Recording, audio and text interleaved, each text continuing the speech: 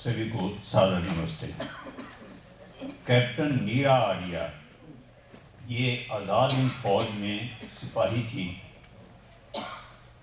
इसका जन्म संयुक्त प्रांत में सन 1902 में 5 मार्च को खेकड़ा में हुआ था, जो कि आजकल यूपी में बागपत का एक नगर है। वह आज़ाद हिंद फौज में सिपाही भर्ती हुई और सुभाष चंद्र बोस की मुंह बोली बहन थी। उसका जन्म जिस परिवार में हुआ बहुत ही धनाढ़ परिवार था, लेकिन यह भी बहुत छोटी उम्र में ही थी कि उनके माता पिता दोनों बीमार हो गए, जिस कारण से उसका खर्चा जो है वो इतना हुआ कि उसकी सारी प्रॉपर्टी जो है वो बेच करके उसने माँ बाप की सेवा की, लेकिन फिर भी वो बचे नहीं। तो उसे किसने अडॉप्ट किया? श्री छाजूमल जी, सेठ छाजूमल, जो कि भारतवर्ष का एक सबसे बड़ा उस समय धनाढ़ था और वो हरियाणा का था, लेकिन उसका बिजनेस सारे देश में चलता था, लेकिन उसका सेंटर जो था वो कलकत्ता में था। तो उसने जब इसको अडॉप्ट किया नीरा आर्या को, तो उसने उसको वहीं पे पढ़ाया, अच्छी पढ़ाई दी। अच्छी पढ़ाई देने के पश्चात उसने उसका विवाह जो है वो एक ऑफिसर से कर दिया। उसने ये तो देखा कि वो अफसर है, लेकिन उसने ये नहीं देखा कि वो अफसर किस चीज़ में है। वास्तव में वो अफसर था ब्रिटिश गवर्नमेंट की सीआईडी के अंदर, और वो बदमाशी किया करता था, गवर्नमेंट से पैसे लेकर के सीआईडी करता था, और भारतीय जो क्रांतिकारी थे या और अच्छे अच्छे जो विद्वान थे उनको फंसाने का और उनकी रिपोर्ट्स वो ब्रिटिश गवर्नमेंट को दिया करता था। उसे 2 लाख रुपए की ऑफर आई कि तू 2 लाख रुपया तुझे देंगे और तू सुभाष चंद्र बोस को मार दे। सुभाष चंद्र बोस की फौज में उसने एक झांसी की रानी रेजिमेंट बनाई हुई थी, जिसके अंदर नीरा आर्या सिपाही थी, और वो उसी की सेवा में रहती थी, सुभाष चंद्र बोस की। जब ये उसे मारने के लिए आया तो इस नीरा आर्या ने उसको रोका कि तू ये काम नहीं कर। उसने कहा तू पगली है, 2 लाख रुपए मिलेंगे। उस जमाने में 2 लाख की कीमत आप समझते हैं? वो कहती है कि सारी उम्र हम ऐश करेंगे, तू तो पगली हो रही है। उसने कहा ये गद्दारी है देश के साथ, ये मैं नहीं होने दूंगी। उसने गोली चला दी। सुभाष चंद्र बोस का ड्राइवर जो है वो उसको गोली लगी, और इसने उस समय ये नहीं देखा कि ये मेरा हस्बैंड है।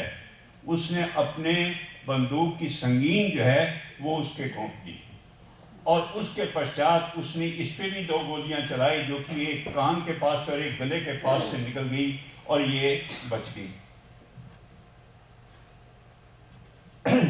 ये जब क्या नाम इसका उसका पति वो मारा गया, और उस समय सुभाष चंद्र बोस को जब ये पता चला कि अपने पति को मारने वाली और मुझे बचाने वाली वो ये है, तो उसने इसका नाम पता क्या रखा? नागिन, और इसको कैप्टन बना दिया। ये आज़ाद हिंद फौज में नागिन के नाम से मशहूर थी, और कैप्टन का इसके पास रैंक था।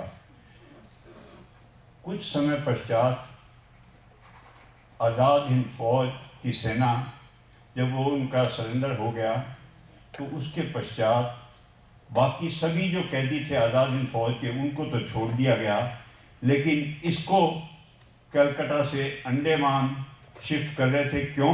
क्योंकि इसके ऊपर वो केस अपने पति को मारने का था।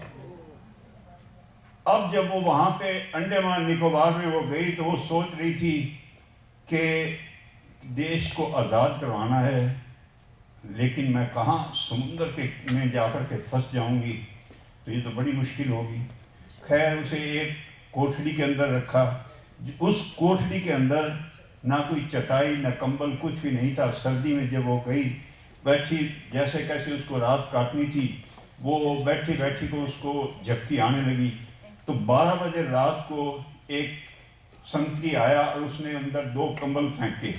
जब उसने 2 कंबल फेंके तो उसकी आवाज़ से उसकी नींद खुल गई, लेकिन उसको थोड़ा सा सुकून मिला कि चलो कंबल तो मिले, सर्दी से बचाव तो होगा। चलो वो रात भर सोई। सुबह जब हुई तो वहाँ पे लोहार को बुलाया गया। जेलर आकर के उसकी जो हथकड़ी और बेड़ियाँ वो काटने लगा। जब उसकी हथकड़ी काट रहा था तो उसने 2-3 दफ़ा उसकी बाजू पे भी हथौड़ा मारा।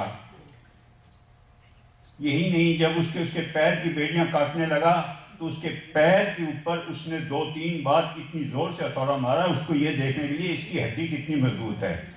उस समय नीरा आर्या ने उसको धमकाते हुए कहा कि अंधा है क्या, तुझे दिखाई नहीं देता कि बेड़ी पे मार रहा है या पैर पे मार रहा है।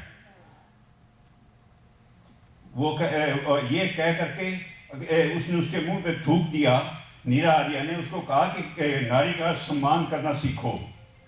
अब उसके पश्चात जेलर जो वहीं पे पास में खड़ा था उसने वो भी ये देख रहा था।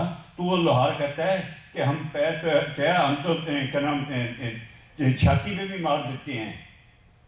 जेलर ने कहा कि तुझे हम छोड़ देंगे, लेकिन एक चीज़ बता दे कि सुभाष चंद्र बोस कहाँ है। वो कहता है कि सारा जगत जानता है कि वो तो अपना हवाई जहाज़ के अंदर वो तो मारा गया है। वो कहता है नहीं, ये झूठ है, तू सच सच बता दे, हम तुझे छोड़ देंगे। वो कहती है कि हाँ वो जिंदा है। तो वो कहता है कहाँ है, कि वो हमारे दिल में है। उसने जैसे ही ये कहा ना कि वो हमारे दिल में है, तो उसने उसके कमीज को वो खींच करके वो फाड़ करके उसके अपर पार्ट को नंगा करते हुए वो ये कहता है कि हम तुम्हारे दिल से भी उसको निकाल लेंगे। ये कह करके उसने लोहार को इशारा किया। लोहार ने एक जमूर लेकर के उसकी छाती पे जो है वो जमूर से उसको खींचने लगा। जब उसके निप्पल को खींचने लगा तो वो जमूर जो है वो फुलवारियाँ वगैरह काटने वाली माली की थी, तो उसके अंदर वो तेज धार नहीं थी, जिस कारण से उसका जो है वो कट नहीं सका।